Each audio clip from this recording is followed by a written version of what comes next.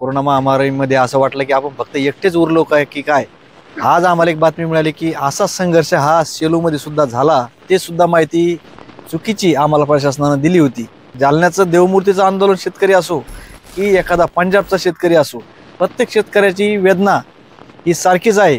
प्रत्येक शेतकरी हा मेटाकुटीला आल्यामुळं त्यांनी लगेच आम्हाला मान्यता दिली की तुम्ही स्वतः त्या ठिकाणी या, मी मुख्यमंत्री साहेबांना तुमचा प्रश्न सांगतो आणि निकाली काढण्यासाठी या ठिकाणी प्रयत्न करतो।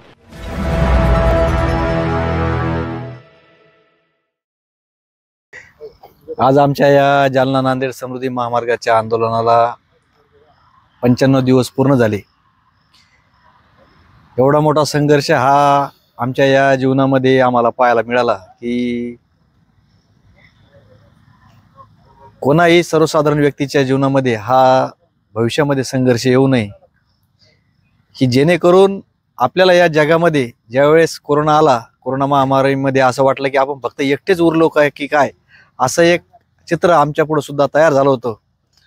परंतु ज्यावेळेस आज आम्हाला एक बातमी मिळाली की असा संघर्ष हा सेलूमध्ये सुद्धा झाला आणि सेलूमध्ये प्रशासनाला, जिल्हाधिकारी साहेबांना त्या चर्चेतून पळता काय पाय काढणं पडला।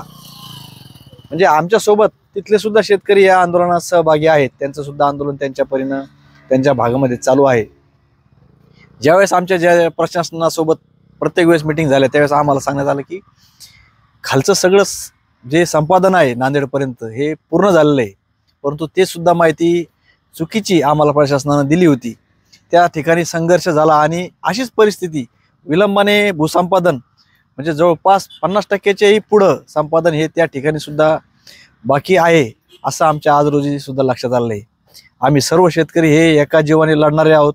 ठीक आहे, जरी आमचा संपर्क होत नसेल परंतु प्रसारमाध्यमांच्या माध्यमातून आम्हाला ती गोष्ट माहीत झाली आणि त्यांना सुद्धा आमच्या या आंदोलनाबाबत माहिती की जालन्यात सुद्धा एक मोठं आंदोलन चालू आहे।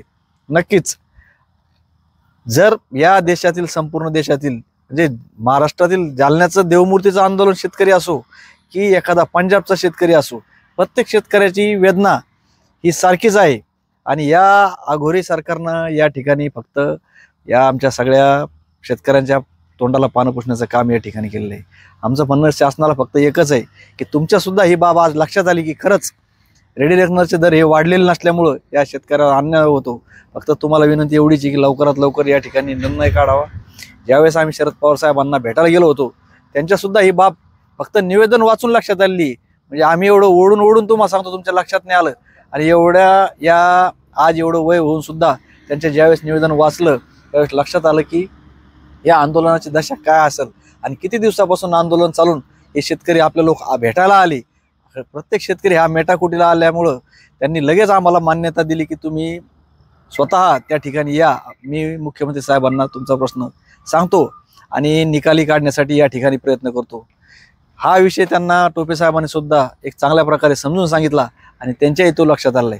आमचं फक्त एवढंच म्हणणं आहे की प्रशासन म्हणून मुख्यमंत्री साहेब असो, उपमुख्यमंत्री साहेब असो किंवा MSRDCचे अधिकारी, स्थानिक प्रशासन असो, यांनी थोडा शेतकऱ्यांच्या बाजूने विचार करून कसा आपल्याला चांगला न्याय देता येईल याबाबत विचार करावा आणि सगळ्या शेतकऱ्यांना आम्हाला न्याय द्यावा।